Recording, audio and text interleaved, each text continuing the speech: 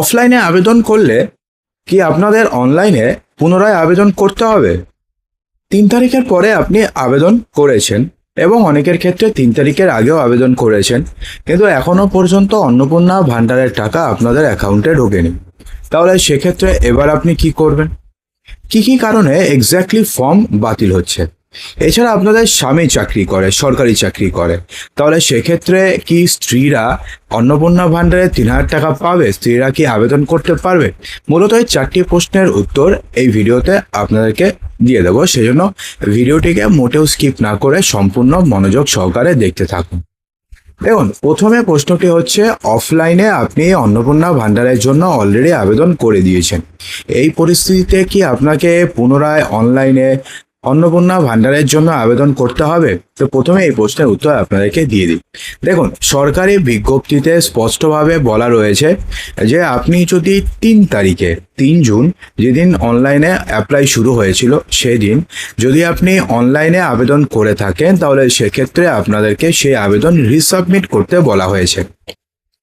অর্থাৎ 3 জুন যখন অন্নপূর্ণা ভাণ্ডারে আবেদন শুরু হলো সেই দিন, এক্স্যাক্টলি সেই দিন যদি আপনি অন্নপূর্ণা ভাণ্ডারের জন্য যদি আপনি আবেদন করে থাকেন, তাহলে শুধুমাত্র সেই সমস্ত উপভোক্তাদেরই নতুন করে আবেদন করতে হবে।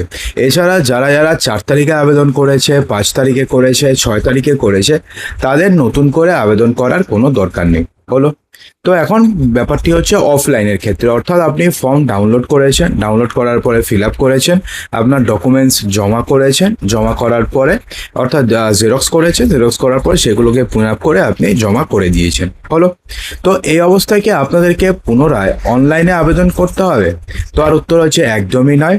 এখনো পর্যন্ত সরকারের তরফ থেকে এমন কোনো নোটিফিকেশন বের হয়নি যেখানে বলা রয়েছে যে কেউ যদি অনলাইনে আবেদন করে অথবা অফলাইনে আবেদন করে তাহলে তাকে পুনরায় অফলাইনে অথবা অনলাইনে আবেদন করতে হবে, কোথাও বলা হয়নি। তো সে কারণে যদি আপনি অফলাইনে আবেদন করে থাকেন তাহলে সেক্ষেত্রে আপনাদেরকে অনলাইনে আবেদন করার কোনো দরকার নেই যতক্ষণ না পর্যন্ত কোনো সরকারি নোটিফিকেশন বেরোবে।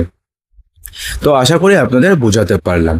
এবার হচ্ছে দ্বিতীয় প্রশ্ন, তাহলে 3 তারিখের আগে তো আমি আবেদন করেছি, আমার সাথে যারা আবেদন করেছিল তাদের অ্যাকাউন্টে টাকা ঢুকে আছে, কিন্তু আমার অ্যাকাউন্টে এখনো টাকা ঢুকেনি কেন?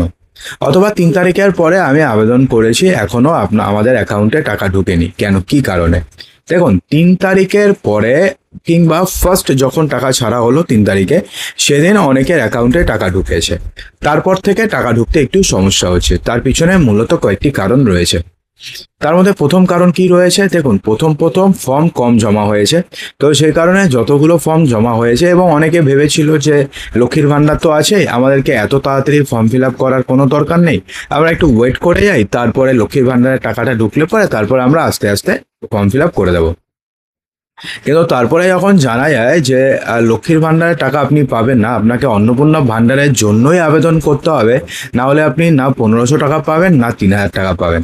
তারপরে কি হয়েছে, মানুষ তাড়াতাড়ি করে ফর্ম ডাউনলোড করে জমা করার জন্য লাইন দিয়েছে, অর্থাৎ সেটা মূলত 2 তারিখ বা 3 তারিখের পর থেকে বেশি শুরু হয়েছে। তো সেই কারণে প্রথম ফর্ম জমা নেওয়ারও একটা চাপ কম ছিল। তো সে কারণে যারা যারা ফর্ম জমা দিয়েছে তাদের সকলের অ্যাকাউন্টে টাকা ঢুকে গেছে প্রায়। কিন্তু তারপর থেকে যেহেতু জমা দেওয়ার একটা হিড়িক বেড়েছে, তো সে কারণে সেগুলোকে ডেটা আপলোড হতে সময় লাগছে, সেগুলো ভেরিফিকেশন হতে সময় লাগছে।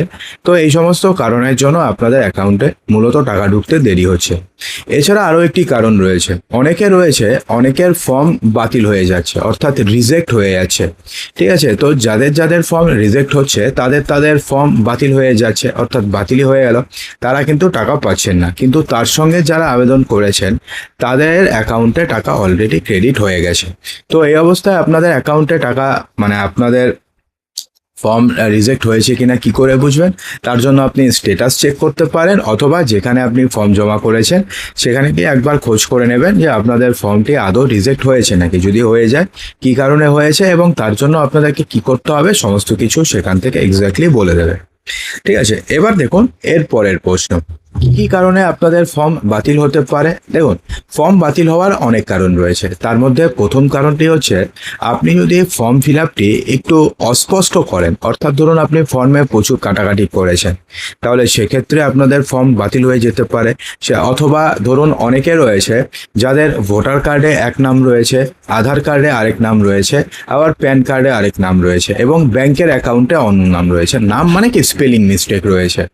তো সেক্ষেত্রে আপনাদের আবেদন বাতিল হয়ে যেতে পারে। সেই জন্য আপনাদের অ্যাকাউন্টে যেই নামের স্পেলিং থাকবে এবং যেই নাম থাকবে, আধার কার্ডে সেম নাম থাকতে হবে, ভোটার কার্ডেও সেম নাম থাকতে হবে এবং প্যান কার্ডেও সেম নাম সেম স্পেলিং থাকতে হবে।